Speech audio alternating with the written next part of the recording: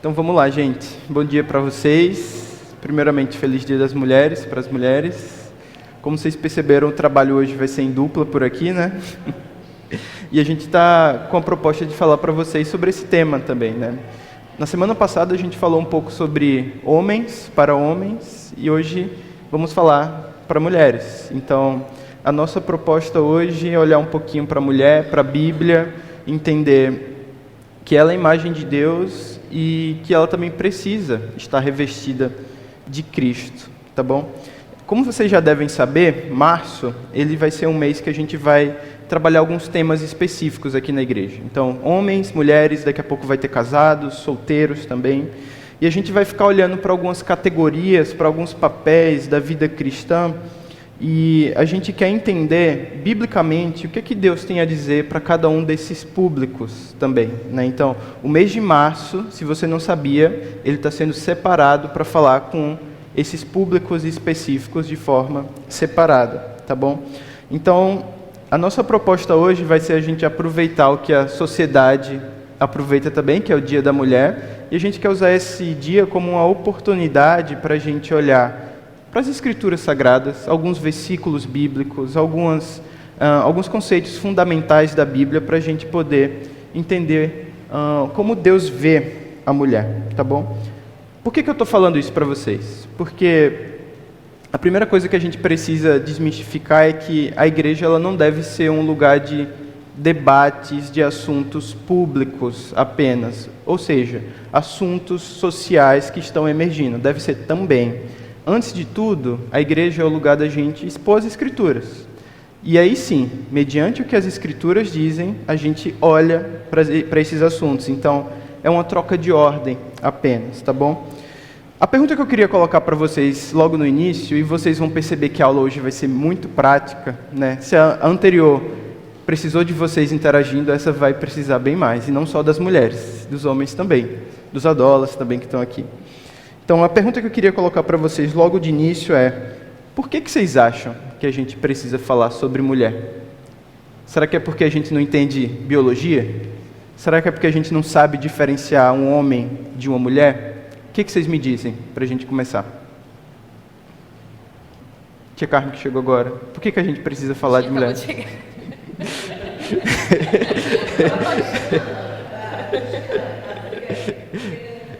Por que a gente precisa falar de mulher? Sobre o que é uma mulher, o que a Bíblia diz sobre a mulher dentro de um contexto de igreja. É interessante você falar isso, porque hoje de manhã, no WhatsApp, diversos grupos já mandaram, né? Feliz Dia da Mulher, Feliz Dia da Mulher. E o que a gente mais vê é justamente isso de empodere-se, você é uma coisa muito, acho que vai dar microfonia, uma coisa muito autocentralizada, né? Na pessoa e na performance que ela tem que ter, em como ela deve ser, e realmente, isso acontece muito. Então, acho que por aí a gente já vê que teremos muito o que falar, o que discutir nessa manhã. Uhum. Uma das coisas que nos motivou a escolher esse tema, e não vai ser só agora na escola bíblica, mas também hoje à noite a gente vai expor as Escrituras, vai ser Zambelli que vai pregar hoje à noite sobre esse assunto, é que hoje em dia tem existido uma confusão, né? O que é mulher de fato tem sido redefinido, revisado constantemente. Então, essa é uma zona que até de guerra hoje em dia, porque existem conflitos de opinião e conflitos de visões sobre o que é a mulher. E no meio disso, tem muita gente por aí que fica cansada, que fica perdida, que fica confusa, porque se existem tantas visões sobre o que pode se ser uma mulher, ou então, se eu defino o que é uma mulher, então pode existir uma confusão, uma discrepância de opiniões também. Então, a gente tem também aqui, antes da gente falar muito, a gente tem também um quadro que a gente queria compartilhar com vocês, e mediante vocês respondendo, a gente vai colocar as respostas de vocês aqui, tá bom? Então, teremos 3 perguntas fundamentais para a gente começar a aula, e aí a gente vai precisar de vocês para nos ajudar a construir as respostas, tá bom? Então, essa ferramenta que Pedro vai colocar aí, vocês vão falando, imaginem que é um quadro e a gente vai colocando os post-its em cada pergunta que vocês forem respondendo. Então, vamos começar aqui com a primeira pergunta. Quando vocês ouvem o termo mulher de verdade, o que é que vem à mente de vocês? Então vamos para a segunda pergunta. Empoderada? Empoderada. Coloca lá empoderada também. Empoderada.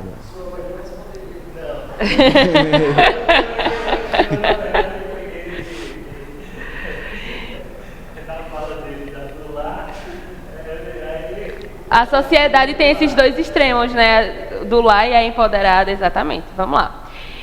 Quais características, e aí eu acho que agora vai entrar mais do que vocês dois falaram, né? Quais características a cultura mais valoriza numa mulher hoje, na opinião de vocês? Quais são essas características que a cultura tem valorizado na mulher no dia de hoje? Oi? Independência. Eu vou copiar o que Kessia falou aqui, empoderamento. Independência. O Aqui. que mais? Não sei se vocês entram em contato com isso, mas eu também, ultimamente, eu tenho entrado muito em contato, assim, no algoritmo, com a mulher que também renuncia à vida para estar no lar, né? Assim, e é colocado em um patamar de superioridade, isso também. É o outro extremo. Igualdade. Vou colocar o que você falou também. Do lar também. Só que esse do lar que tem aparecido para mim é um do lar bem romantizado. É um do lar que as coisas são todas lindas, as unhas estão sempre feitas, o cabelo sempre arrumado. Dá conta de 7 filhos tranquilamente, faz o pão todo dia. Vou repetir então. Mas vocês acham que na nossa cultura a sociedade tem valorizado uma mulher virtuosa? Então vou tirar.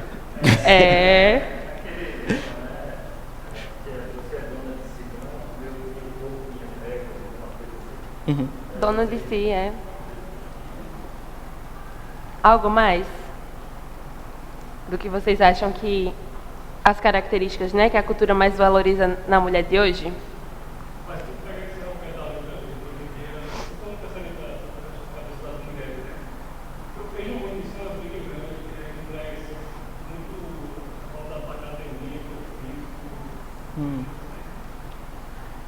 Como que a gente pode colocar isso em Um palavras? bom físico. Físico perfeito. Pois bem, então vamos para a terceira pergunta. Quais cobranças e expectativas mais pesam sobre as mulheres em geral hoje? Dentro e fora da igreja. Dentro e fora da igreja. Vocês podem considerar a nossa realidade, né? Por exemplo, numa realidade de sertão, de mulher sertaneja, quais são as expectativas que pesam sobre essas mulheres? Ou então até mulheres, na experiência de vocês, quais são as expectativas que outras pessoas têm sobre vocês que pesam sobre vocês? Lá na empresa eu vejo mulheres que são mães e precisam trabalhar. Elas se cobram muito para ser perfeitas nos dois. Então dá conta de uma dupla jornada, né?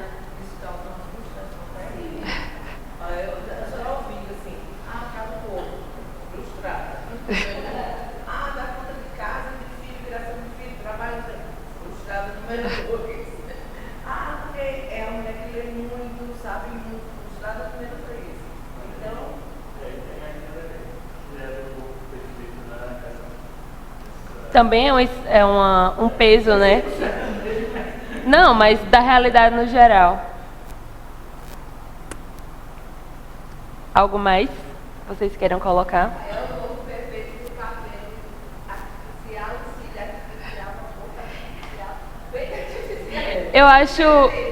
Eu acho que uma coisa também, uma cobrança expectativa que pesa sobre a mulher hoje é não envelhecer.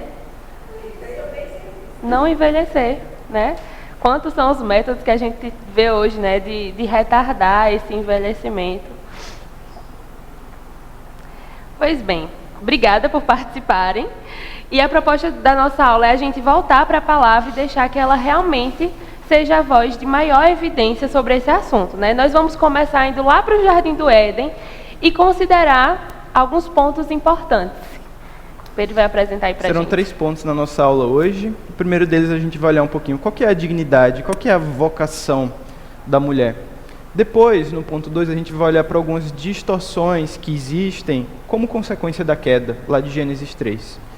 E de terceiro lugar, a gente não poderia deixar de falar disso, né? Qual que é a direção, a firmeza que a mulher pode encontrar em Cristo Jesus, né? Então, vamos começar o primeiro ponto, né? Quem que tem autoridade para definir a mulher, afinal? Olhando tudo que apareceu aqui nesses post-its, eu vou voltar aqui para vocês. Eu queria que vocês mantivessem isso em mente por enquanto. A gente olhou para algumas expectativas, alguns rótulos, algumas pressões que vocês trouxeram que as mulheres sofrem hoje em dia. E a gente precisa fazer algumas perguntas também que vão definir o rumo da nossa aula hoje, né? Quem que tem autoridade para definir o que é uma mulher, afinal? A resposta precisa ser muito óbvia para nós, né? Deve vir logo à nossa mente que é Deus, é a Bíblia que define quem é a mulher. Mas no final do dia, a pergunta certa talvez seja: quem que está tendo a voz mais relevante, mais influente na minha cabeça quando eu penso sobre esse assunto? É a cultura? É a minha história pessoal? É a opinião que eu vejo na internet de outras pessoas? É o que eu estou sentindo hoje? É o que eu desejo ser amanhã? Porque se a autoridade final de que o que se define sobre o que é uma mulher for a cultura, o conceito de mulher vai mudar conforme a moda muda. Então vai ser volátil, vai ser fluido, para usar uma palavra do vocabulário que a gente tem hoje. Se for só a experiência pessoal, então cada coração ele pode virar um tribunal que cria sua própria lei, seus próprios costumes, e quem tem a voz final é a subjetividade daquela pessoa. No fim, o resultado de uma visão como essa, tanto de subjetividade como também de moda, né, é a mulher ficar sem chão, ficar sem embasamento, falta de referência. Ora ela vai estar com orgulho, ora ela vai estar se sentindo culpada, ora ela vai estar se sentindo confusa, ora ela não vai saber onde encontrar a identidade dela. Então, dito isso, a gente precisa saber que tem que existir uma base fundamental que define as coisas. Semana passada vimos para o homem, hoje a gente vai falar sobre mulheres, né? Então, a gente não vai fazer uma abordagem diferente da semana passada. Quem estava aqui semana passada, só para eu lembrar? Então, vocês lembram mais ou menos como foi a aula? Ela foi bem participativa, né? E a gente viu que existe muito barulho hoje em dia sobre o que é ser um homem, de fato, né? Mas eu queria agora considerar com vocês o texto de Gênesis 1, 26 e 27. Quem tiver Bíblia, abre aí, por favor. Não vai estar projetado esse. Gênesis 1, 26 e 27. Quem abrir primeiro, gostaria que pudesse ler. Também disse Deus, façamos o homem à nossa imagem, conforme a nossa semelhança. Tem aí todo o seu peixe do mar, sobre as aves do céu, sobre os animais domésticos, sobre a terra, sobre todos os característicos pela terra. E Deus pôs o homem à sua imagem, Aproveitando que você falou, Cassie, primeira pergunta sobre esse texto. Todas são bem fáceis, né? Quem que criou o homem e a mulher? Deus, tá bom. Se Deus cria, quem define o que é o homem e a mulher? Deus também. Agora essa terceira vai ser um pouquinho mais diferente. Vai ser uma resposta diferente de Deus apenas, tá bom? Tá, vamos lá. O que muda quando a identidade é recebida de Deus e não é inventada por nós? O que muda quando a gente recebe a identidade de Deus e não é inventada por nós, seres humanos? Vai ser linear, não vai sofrer alterações. É aquilo e vai continuar sendo aquilo. É eterno. Mais alguém?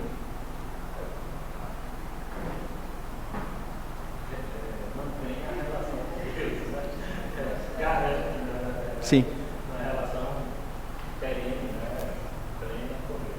Tá bom? Mais um.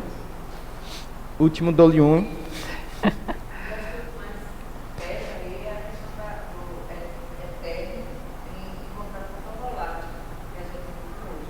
Uhum. As verdades, hoje em dia, as verdades que são ditas hoje, amanhã, Já não é mais. não é mais verdade. É subjetividade. É. Quando eu digo assim, o que é ser mulher, não ser trans, é aquilo de não se achar. Toda vez que eu vim passar disso, alguém que não é trans, porque essa é o pensamento de hoje em dia, essa volatilidade. Não, eu me acho homem. Eu tenho um colega de trabalho, ele está na fase homem dele agora.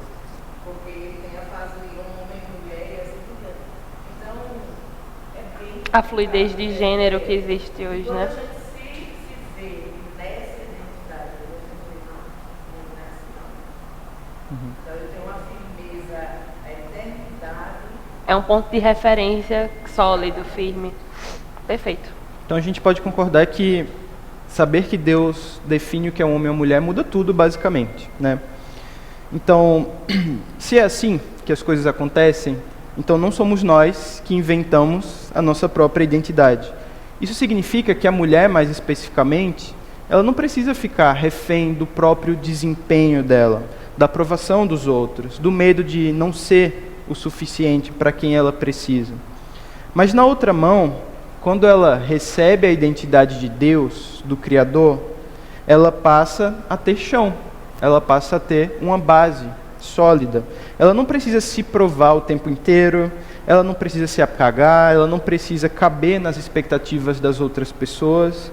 E, enfim, ela pode viver como alguém que foi chamada por Deus e também pertence a Deus. Vamos para o próximo slide. Tem uma escritora que ela se dedica muito a escrever livros para mulheres, né? A Francine Walsh. Ela é uma jovem, ela é muito relevante na internet hoje quando o assunto é feminilidade bíblica, né? E ela falou uma coisa bem interessante. Nós não somos imago sui. Esse é um termo latim, né? Muito mais usado no campo da filosofia, mas basicamente significa imagem de nós mesmos, né? Nós somos imago Dei, ou seja, somos criados à imagem de Deus, né? A gente não precisa de palavras em latim para dizer o significado que essas palavras nos dizem, né? Nós somos imagem de Deus, né? A gente já sabe disso, mas a gente precisa ser constantemente relembrado que somos a imagem de Deus, porque senão a gente corre o risco de nos amoldarmos à nossa própria imagem e criarmos um Deus fictício que a gente acha que ele é. E esse Deus não é o Deus das Escrituras, né? A gente viu na semana passada que não existe uma hierarquia de valor entre homem e mulher. Existe sim uma dignidade que é compartilhada entre eles e é recebida de Deus. Isso vai confrontar tanto o nosso orgulho como também a nossa insegurança enquanto seres humanos. Por que orgulho? Orgulho porque nós não somos o nosso próprio padrão.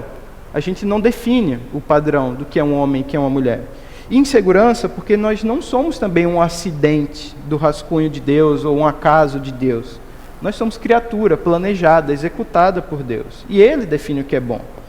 Então, antes da gente começar a falar sobre papéis, sobre desafios, aplicações, base sobre esse assunto, né, a gente não pode perder de vista que a mulher, ela não é definida por rótulos culturais, por traumas, nem por nenhuma espécie de comparação.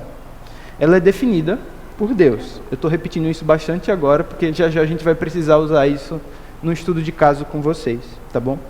Então, a partir daqui eu quero caminhar com vocês, entendendo um pouco o projeto de Deus, lá em Gênesis 1 e 2, depois a gente vai olhar para Gênesis 3 também, mas vamos olhar antes da queda. Como era o mundo antes da queda? E por último, a gente vai olhar para aquele ponto ali, sobre Jesus Cristo, e como ele define a mulher também. Tá bom?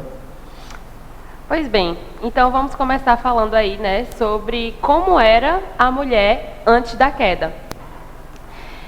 É importante a gente pensar nisso, porque se a gente constrói o nosso pensar sobre mulher, sobre o que é ser mulher, somente a partir do pecado, ou seja, depois da queda, a gente acaba achando que a identidade que nós temos enquanto mulheres é proveniente da queda, mas antes do pecado, antes de, né, Eva ceder à tentação, existia uma identidade já formada por Deus, a partir da realidade que não existia pecado, né? Antes da culpa, antes da disputa, Deus já tinha declarado dignidade e o chamado para o ser humano. Então, por favor, abram agora em Gênesis 2, 18.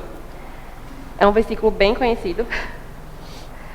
Gênesis 2, 18. Quem achar pode ler, por favor.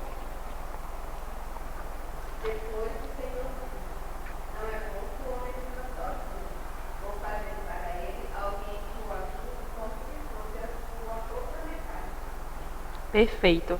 Alguém tem alguma outra versão? Qual é essa versão, tia Rose?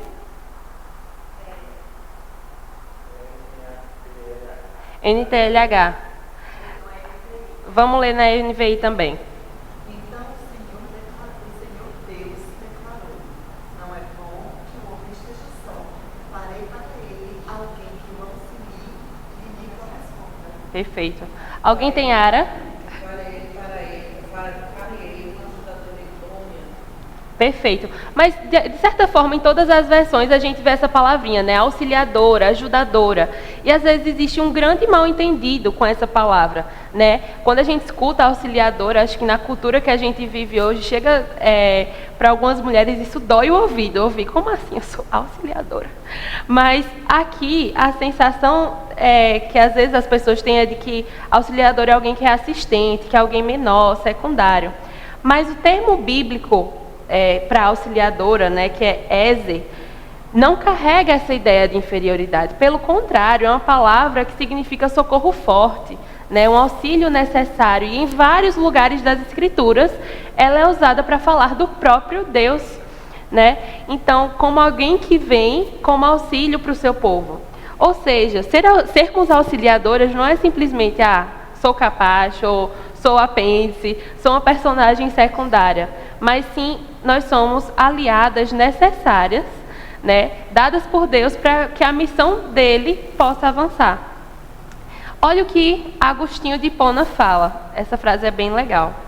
A mulher não foi criada da cabeça para dominar, nem dos pés para ser pisada, mas do lado, indicando igualdade, proximidade e amor, do lado do coração para ser amada. E o texto reforça isso, né, de um jeito muito bonito, em Gênesis 2, 23. Vamos abrir de novo nesse texto? É um texto muito usado, inclusive, em casamentos, em momentos assim. Diz assim: disse então o homem: essa sim é osso dos meus ossos e carne da minha carne. Ela será chamada mulher, porque do homem foi tirada. Então, a linguagem aqui não é uma linguagem de posse, mas é de reconhecimento, né? É quando Adão olha ali para ela e diz assim: finalmente, alguém da mesma essência que eu. É até poético, né? É até poético, exatamente, né? Da mesma humanidade, do mesmo valor diante do Criador. O que acontece é que depois da queda, a gente vê isso sendo muito distorcido. Às vezes distorcido dentro das próprias igrejas, às vezes distorcido por outras mulheres, pela sociedade, pelo feminismo, que insiste em dizer, né, que a Bíblia coloca a mulher em pé de desigualdade com o homem. Mas quando a gente olha para a criação, para antes da queda, a gente vê que Deus coloca homem e mulher no mesmo valor de dignidade. Ainda, né, a gente vai ver isso mais para frente, ainda que sejam funções diferentes que Deus tenha designado para cada um dos dois, a dignidade, o valor diante de Deus é semelhante, né? Pode falar. Essa expressão, né, que o homem fala, né, é tudo que faz a gente ainda hoje dispara o coração, né? Sim. Quando se apaixona. Cada um que viu isso sabe, então é isso que Adão sentiu ali, né? Era vaca, era Eva, passava, né? Não era nenhuma. Aí, Vem a mulher. Tinha uma angústia por não ter encontrado semelhança. Exato, perfeito. E quando a gente olha, né, para esse texto, a gente vê que Deus não está criando uma categoria inferior. Opa! Deus está trazendo, na verdade... Deixa eu me reencontrar aqui no meu textinho. Deus está trazendo alguém sem o qual, se não existisse mulher, né, não seria bom. Quando vem a mulher, Deus também fala: é bom que o homem não esteja só. Então, ele cria uma parceira, e isso precisa entrar no fundo do nosso coração, porque muita confusão nasce quando a gente reduz a mulher a um papel estreito, como se Deus tivesse feito um ser humano pela metade, né? No jardim, antes da queda, o que aparece é dignidade e cooperação intencional entre homem e mulher, e da mulher com o homem, né? Um para com o outro, né? E para não ficar parecendo apenas uma ideia bonita, eu quero que vocês vejam como isso se conecta com o chamado de Deus lá em Gênesis 1:28. Nesse trecho a gente vai ver alguns versículos, né, de Gênesis. Gênesis 1, 28, quem achar, por favor, pode ler.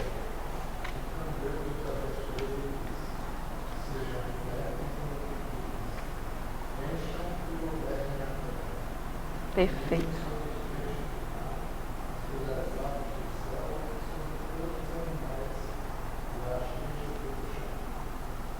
Obrigada.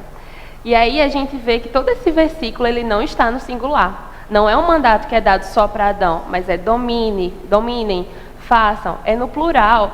Então a missão, a vocação, né, é para ambos, é para homem e mulher, como imagem de Deus no mundo. Por isso, a gente vai agora voltar para o nosso quadro e vamos para uma segunda parte, né? Como vocês veem que essas 3 características da mulher são atacadas ou distorcidas no mundo atual? Quais são as características? A primeira, a imagem. A mulher enquanto imagem de Deus, né? A sua dignidade. Como é que a dignidade, a imagem da mulher, essa essência da mulher é atacada no mundo atual? Segundo, a vocação, a missão da mulher, né? Às vezes isso também é muito atacado no mundo atual. E por fim, a parceria, né? A cooperação dentro do casamento. Como vocês veem isso sendo atacado? Vamos de um por um. Primeiro, a imagem. Como é que vocês acham, né, que essa essência da mulher, que quem Deus diz sobre a mulher lá na criação, é atacada no mundo que a gente vive hoje?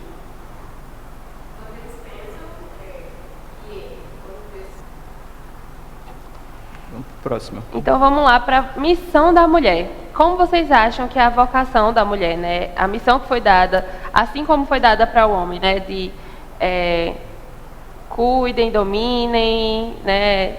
Natureza e tudo mais. Como vocês acham que a missão da mulher tem sido atacada ou distorcida no mundo atual? E eu acho que aqui os dois extremos são perigosos, né? O julgamento que é colocado na mulher que escolhe ficar em casa, assim como o julgamento que é colocado na mulher que precisa sair para auxiliar no sustento da casa também, né? E como vocês acham que existe esse ataque, né? Essa distorção também com relação à cooperação dentro do casamento, né?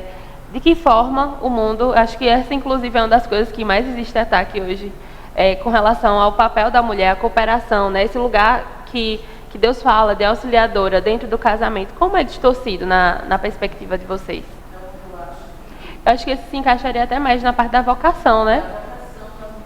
Uhum. Agora eu não sei como vou resumir isso não, Dica.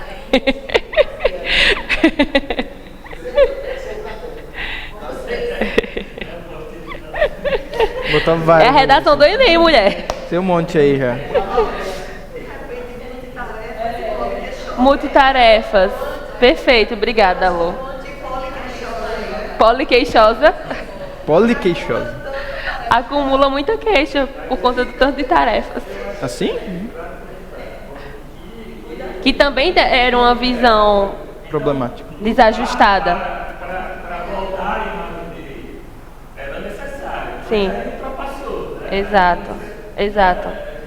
É quando a gente... E aí a gente chega à conclusão... Sim. E é isso, né? Ouvindo todos vocês, de certa forma o que a gente chega é que quando a gente se afasta do que a palavra diz, a gente já está correndo o risco de ir para um extremo que não é... Não correndo risco, né? A gente está indo de fato para um extremo que não é saudável, que não é o que Deus preparou de fato, né? Para homem ou para mulher. Então vamos dar continuidade agora falando um pouquinho sobre as distorções e as pressões. Fala, Tadeu. Auxiliando, né? Caminhando junto. Sim. E aí entra essa questão da parceria, né? Que tem sido tão atacada nos dias de hoje. Caminhando um pouquinho, vamos agora para as distorções e as pressões depois da queda. A gente vai ter que dar uma corridinha, porque nossa hora está avançada e a gente ainda tem tarefinha para vocês. Então vamos lá. Até aqui, hein? Mas é isso. Isso que você falou é justamente uma das distorções que a gente tem pós-queda, né? A Bíblia não para em Gênesis 2. Gênesis 3 é a consequência do pecado e da queda do que aconteceu. Então, a gente vai olhar um pouquinho para esse momento, né? Gênesis 3, o que aconteceu lá na queda? Eu já queria que vocês deixassem 6 a 7, versículos 6 a 7 do capítulo 3 abertos por aí. A gente vai ler. A gente não vai analisar cada detalhe do texto, a gente não vai fazer uma exegese, mas ao mesmo tempo eu queria olhar para vocês para alguns pontos importantes que a gente encontra nesses 2 versículos especificamente, tá bom? Alguém pode ler, por favor? Versículos 6 e 7. Então esse foi o ponto que mudou tudo, né? Foi o ponto que houve uma ruptura que foi muito profunda entre Deus e o homem, entre o homem e a mulher, e o homem com seu próprio coração, porque agora o coração do homem e da mulher passam a ser corações pecaminosos. Então aquela harmonia que existia antes no Jardim do Éden se transforma agora em desconfiança, medo, competição, culpa também. Então a partir daí, a forma como os homens e mulheres vivem a sua identidade e entendem a sua identidade passa a ser marcada por distorções. Ou seja, nós estamos sujeitos a distorções da nossa identidade quando a gente não considera o projeto de Deus. E esse aqui é o pano de fundo da realidade que a gente experimenta até hoje, né? Até hoje a gente vive as consequências de Gênesis 3. Se na aula passada, por exemplo, o Zambelli ele falou que a masculinidade caída ela tende a oscilar entre brutalidade ou então omissão, passividade, né? A gente também queria trazer 2 extremos para vocês quando a gente pensa em feminilidade também. Então, a gente separou os 2 aqui que a gente escolheu, foi a feminilidade no mundo caído, ela pode oscilar entre 2 extremos, mas que são igualmente distorcidos. O primeiro, eu vou aqui mostrar para vocês no slide, é o da performance e validação. Nesse modelo aqui, o valor da mulher ele passa a ser realmente medido pelo quanto ela consegue produzir, pelo quanto ela consegue agradar, manter a aparência, que foi o que vocês disseram, o quanto ela consegue dar conta de todas as coisas que ela tem no prato dela. E também a pressão de conseguir ser tudo ao mesmo tempo. Então ela precisa ser competente, ela precisa ser bonita, equilibrada, bem-sucedida, ela precisa ser espiritualmente impecável também, ela precisa ser emocionalmente equilibrada e disponível para ajudar as outras pessoas. E nesse cenário, a identidade feminina ela vira uma corrida constante por aprovação.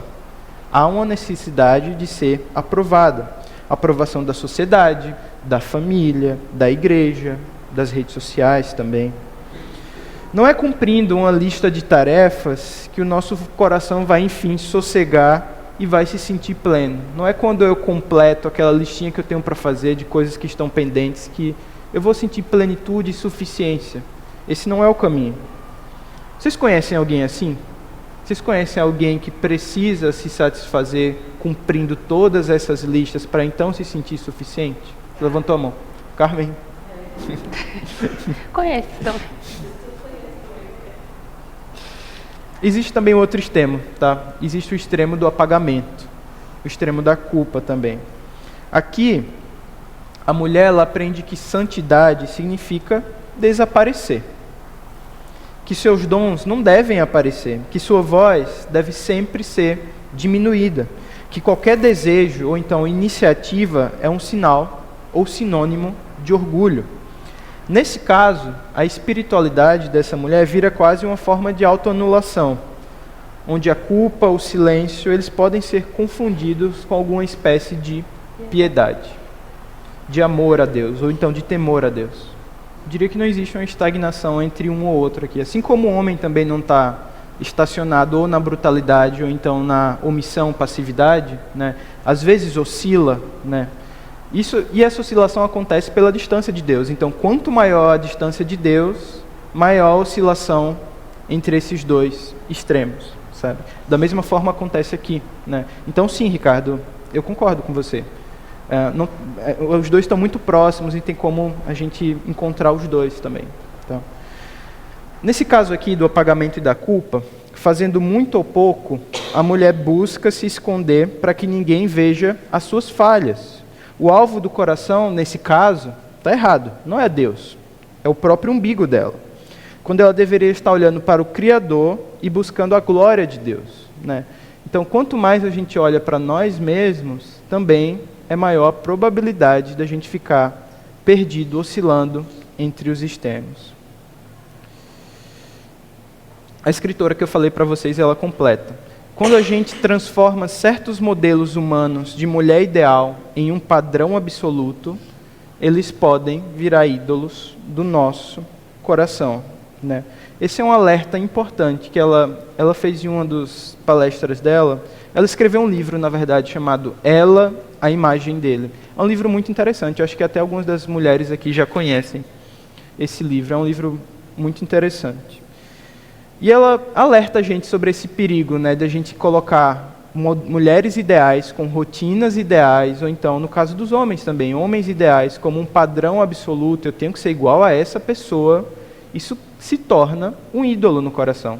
Porque essa pessoa que eu estou colocando como padrão ideal, ela está ocupando o trono que deveria ser de Jesus Cristo, né?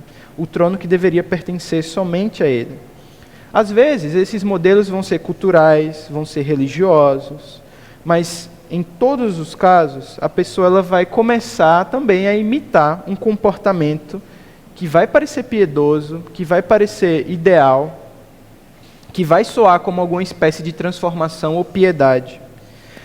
E nesse caso, a santidade também se torna uma performance. Obrigado. Parece bonita por fora, mas não nasce da graça de Deus. A esposa do Timothy Keller, ela também escreveu um livro chamado Mulheres no Ministério.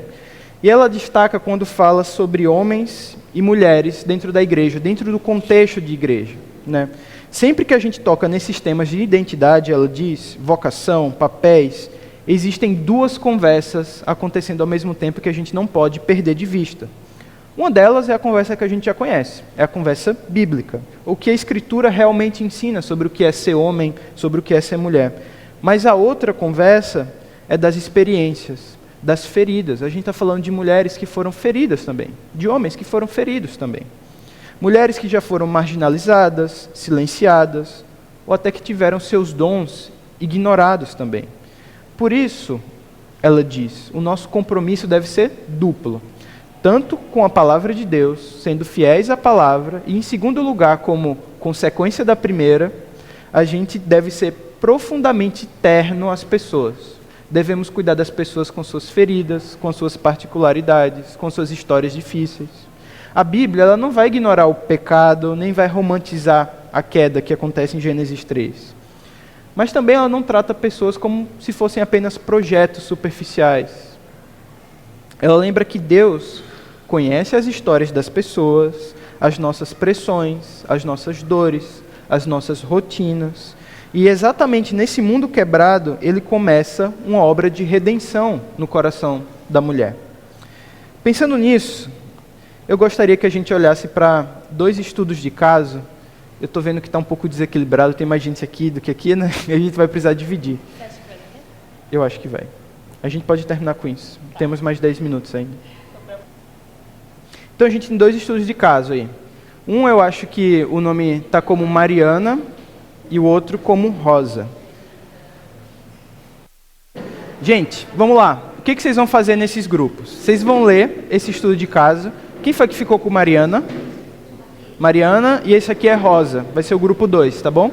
Vocês vão ler esse estudo de caso e depois eu queria que vocês pensassem nessas perguntas aqui que estão no quadro, tá?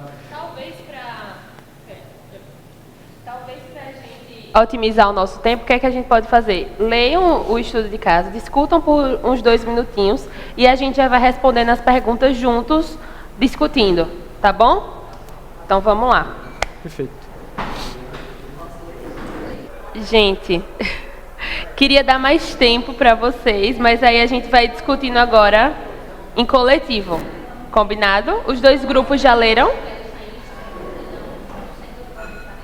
Então vamos lá.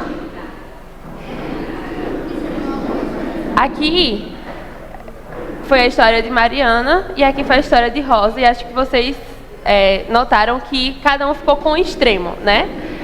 Aqui foi o extremo da performance e aqui foi o extremo da omissão, do apagamento, né? Então vamos responder as perguntas. Eu vou sempre perguntar, responde primeiro essa equipe, depois responde essa. Então, o que chamou mais sua atenção na personagem, né, de vocês? O que mais chamou a atenção? Mariana. E a necessidade de aceitação.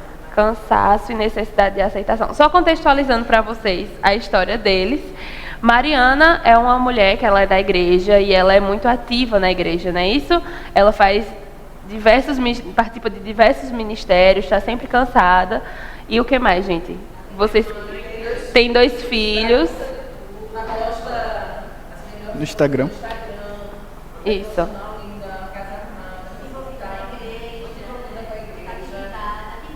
Ativista. E falem, por favor, rapidinho, assim, resumo de Rosa para o outro grupo ficar sabendo o que significa a história.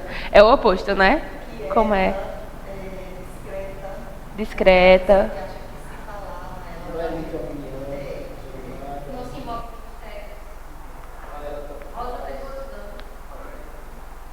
Quarenta aí?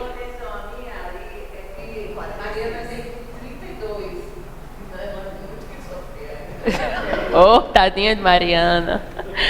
Então, o que mais chamou a atenção de vocês? O que chamou mais a atenção de vocês na história de Mariana foi? Cansaço. Cansaço. E a necessidade de validação. A necessidade de validação. E para vocês, gente, na história de Rosa, o que mais chamou a atenção? A omissão e impassividade. Segunda pergunta, quais sinais mostram, né, que a sua personagem está em um extremo e não no centro do projeto de Deus? Quais são os sinais que mostram que ela está em um extremo e não no centro do projeto de Deus?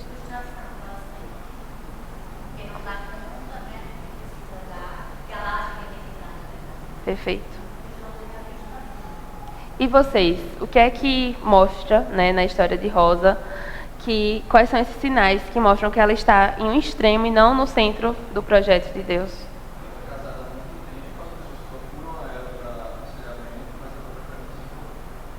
Uhum. Ela não exerce aquilo pelo qual ela foi chamada, né? Mais alguma coisa? Para Mariana acredita que Deus a ama quando ela... Eu acho que essas 2 próximas perguntas podem ser em uma só, né? Ama e aceita quando... Então, quando ela... E para Rosa, gente, ela se sente, né, aceita e amada por Deus quando ela... Uhum. Quais os ídolos vocês acham que podem ser identificados na vida de Mariana? O ídolo acaba sendo o perfeccionismo, a perfeição, né? E para a Rosa, qual seria o ídolo do coração dela? Eu acho que é o medo. É o que está aí para vocês, gente. Esse eu não conhecia ainda, só conhecia. Não conhecia, a gente não conheceu o marido de Rosa. Uhum. Muito bem. Lê aí pra gente a quinta pergunta. Que mentiras a cultura e até ambientes de igreja religiosos podem reforçar no caso da personagem de vocês? A gente pode correr o risco de a igreja não ser sábia, não usar da sabedoria divina e acabar por reforçar os ídolos, as questões de cada uma das personagens. Como vocês acham que isso poderia acabar sendo reforçado no caso de Mariana? Aquela pessoa que se envolve com as coisas de Deus, mas não se envolve com Deus das coisas. Tá. Não dá tempo. Exato. E no caso de Rosa, como é que a cultura e a própria igreja pode acabar reforçando, né, essas questões da personagem de vocês? Uhum. A igreja acabar sendo omissa, de certa forma, também, né? Deixa a irmãzinha lá no cantinho dela, ela não gosta, vamos deixar e não chamar, enfim. E última pergunta, né? Quais passos práticos que a igreja pode tomar para ajudar a personagem? A gente nem mudou o nome. Sem empurrar para o ativismo de Mariana ou o apagamento de Rosa, né? Como é que a igreja pode... A gente já falou do que não fazer, como a igreja pode errar. Mas quais são os passos práticos que a igreja pode tomar? Uma oportunidade para falar sobre o assunto. Uma oportunidade de falar sobre o assunto. Perfeito. Não tem como a gente fazer isso sem a pessoa de Jesus Cristo, né? E a gente volta para questões do Evangelho, né? Se a pessoa não crê que Jesus morreu, veio ao mundo em prol dos nossos pecados, para que a gente pudesse acessar a Deus novamente, não vai ter como a pessoa, por mais que ela leia a Bíblia, se ela não entendeu essa mensagem ainda, ela não vai conseguir se ajustar de volta à imagem que a Bíblia está trazendo ali. Então, às vezes, isso perpassa, não às vezes, na verdade, isso vai perpassar pela a questão da conversão também. Sim. Né? E Rosa, gente? Vocês querem falar como a igreja pode ajudar a personagem de vocês?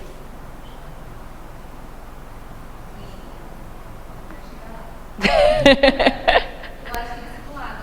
Discipulado. Casada e como alguém que está para aconselhar nem com a igreja, ela deve ter aconselhamento. Uhum. Seria tratamento individual. Sim. E ela tem um certo nível de reconhecimento, né? Pessoas vão atrás dela para serem aconselhadas, então ela já é conhecida de alguma forma pela habilidade dela de ouvir ou de ajudar pessoas. Então, talvez já tenha um caminho pronto aí para ela. Né? Uhum.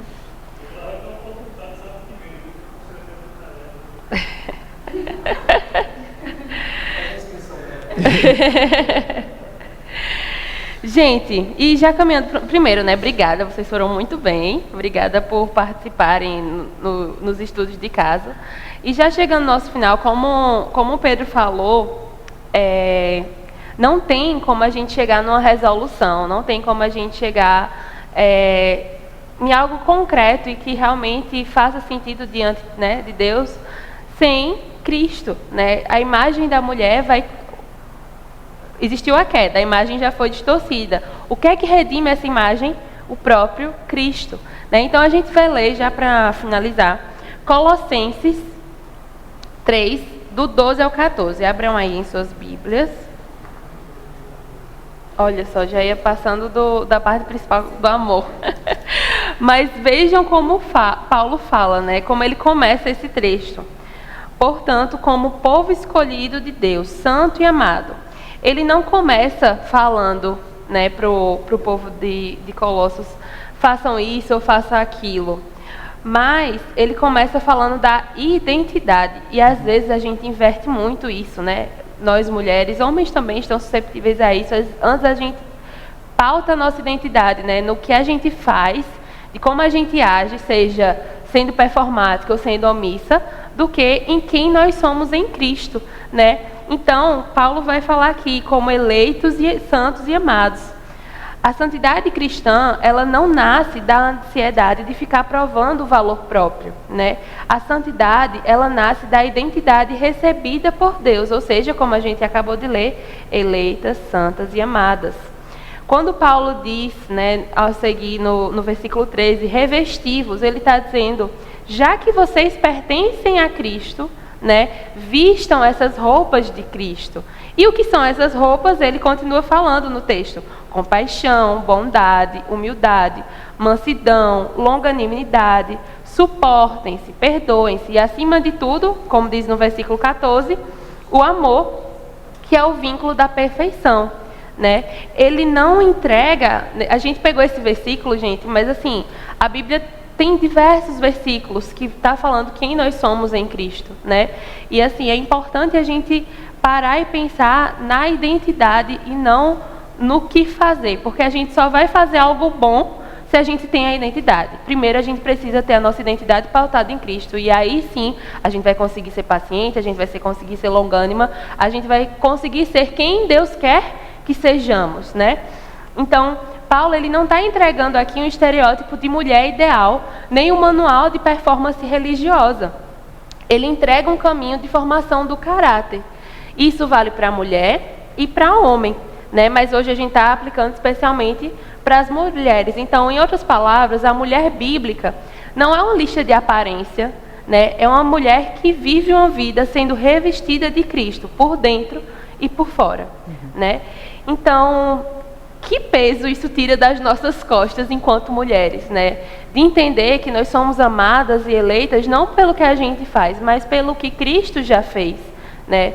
E isso muda tudo. Isso faz com que a gente consiga se enxergar no lugar certo, faz com que a gente consiga olhar mais para o alvo correto, que não somos nós mesmas, mas o próprio Cristo, né? A gente olhar para o que foi feito por nós, né? E já caminhando para o final, acho que Pedro vai trazer algumas curiosidades assim rapidinho sobre mulheres da Bíblia, que é importante também da gente falar. Na verdade, eu vou pular logo por causa do tempo, né? Para a gente pensar na nossa semana agora, né? Geralmente a gente gosta de trazer alguma coisa prática para vocês no final de uma escola bíblica, né? Eu queria que vocês pensassem, especialmente as mulheres, tá? Em uma missão que seja pequena, alguma coisa que seja concreta e praticável para vocês. Eu vou explicar mais para ficar mais palpável, tá bom? Por exemplo, você pensar talvez em buscar uma irmã mais velha da igreja para poder caminhar com você. A gente está falando de discipulado, por exemplo. Ou então eu vou separar 10 minutos diários para a palavra e oração. Para poder se revestir disso que a gente acabou de ler. Eu vou pedir ajuda para alguém em vez de sofrer em silêncio. Eu vou servir em algo específico da igreja com alegria, mas respeitando os limites que possuo, né? No caso de Mariana aí. Eu vou interromper um ciclo de comparação. Eu me comparo com outras pessoas. Eu quero pensar mais sobre como não me comparar mais tanto e me adequar à imagem de Jesus Cristo nas Escrituras. Eu vou praticar o perdão em algum ponto concreto que está me incomodando hoje na minha rotina. Aquela coisa que eu ainda não consegui perdoar ou pedir perdão que ainda me incomodam bastante. Então eu queria que... Eu coloquei isso assim só para colocar minhoca na cabeça de vocês, para vocês pensarem algo simples, algo que seja real para vocês, que seja praticável. A questão aqui não vai ser a intensidade com que você vai conseguir fazer isso essa semana, mas sim, você somente pensar sobre isso e conseguir um passo prático, tá bom? Então, a nossa ideia com essa aula é que Deus nos ajude mesmo, assim, a gente oramos por isso, para que Deus nos ajude, nós também nos incluímos nisso, a nos adequarmos mais à imagem de Jesus Cristo, porque no final é para isso que a gente está aqui. E quando a gente se adequa à imagem de Cristo, aí sim a gente consegue glorificá-lo, consegue servi-lo, consegue ajudar os nossos irmãos e vivermos em comunhão. Então, tudo vem dessa imagem adequada, essa identidade correta, tá bom? Só para falar mais uma coisinha que eu estava pensando, é que acho que em algum ponto a gente trouxe exemplos bem caricatos, né, de Rosa e de Mariana. Mas acho que em algum ponto de Mariana e de Rosa, nós mulheres, e até os homens também, né, se encontram, se encaixam às vezes, né, nossa, eu já fui assim, eu às vezes faço demais e quando eu não consigo fazer aquilo que me proponho, isso mexe com a minha identidade, né? Ou então, eu não gosto de aparecer, não gosto de dar minha opinião, porque às vezes quando eu apareço, né, eu posso me tornar vulnerável, não quero que as pessoas enxerguem meus erros, enfim, às vezes a gente se encontra nisso. E, gente, existem tantas mulheres que também passam, né, com relação a essas questões, com relação às cobranças que a gente falou no início da aula. Então, talvez mais uma coisa, né, para colocar nessa lista que Pedro falou, pensem nas mulheres que estão ao redor de vocês, né? Nada disso vai ser mudado na vida delas ou na nossa se não tiver a Cristo. Então, também, se você puder, durante essa semana, pense em alguma mulher com quem você pode compartilhar o Evangelho. Porque é o Evangelho que traz leveza, é o Evangelho que traz a segurança de uma nova identidade. Então, que possamos ser intencionais disso, né? E não ficar somente nas quatro paredes, que possamos levar lá para fora também. Acho que é isso. Vamos orar? Senhor, obrigado por essa aula. Que oportunidade agradável da gente considerar o que é ser uma mulher segundo o teu projeto. Que nós homens também consideremos isso, estejamos conscientes, Senhor, do que o Senhor quer e espera de nós. Mas, Senhor, nós não conseguimos fazer isso sem a obra do teu Espírito Santo. Nós pedimos ajuda, Senhor. Nos capacite em meio às nossas dificuldades, inconsistências, que nós possamos encontrar no Senhor forças, motivação e ânimo, Senhor, para conseguirmos viver a vida como o Senhor quer que ela seja vivida.